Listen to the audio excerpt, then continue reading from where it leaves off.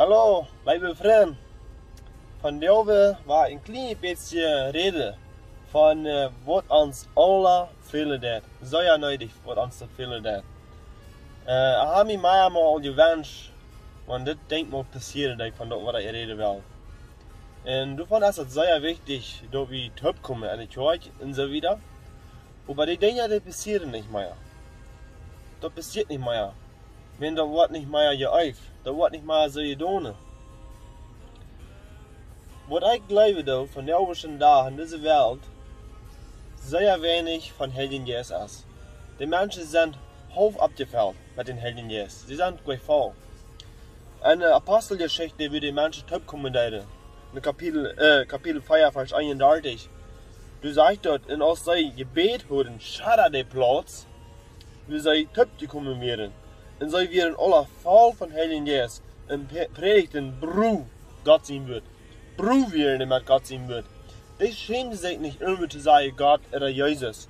Wie deutsche Menschen, wie wir alle durch per ihm sagen, Gott oder Jesus. Wir schämen uns für das.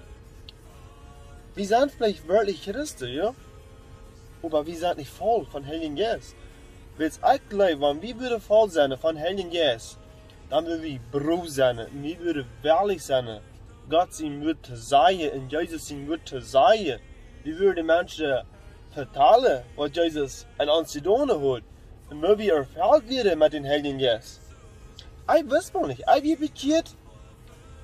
Und ich weiß mal nicht, was ist dort der Heilige Geist? Was ist dort wirklich? Was ist dort an uns?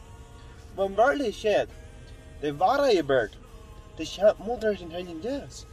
Dann fallen wir dort, wir sind ein neuer Mensch geworden. Jetzt wird der böse Geist an uns. Weil wir der Buße über unsere Sünde, und zwar die vergeben, dann wir mein Body ladig. Das sperrt sich ladig.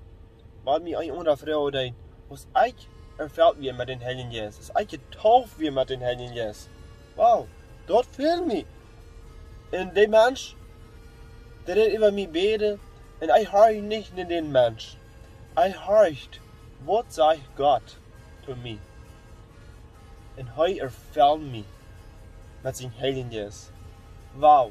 Weißt du, wenn wir uns immer wahr, ich muss selbst sagen, ich sehe lange nicht immer voll von Heiligen Geist. Wenn ich will voll sein, dann würde ich rütteln in den Menschen vertellen, was Jesus für mich getan hat.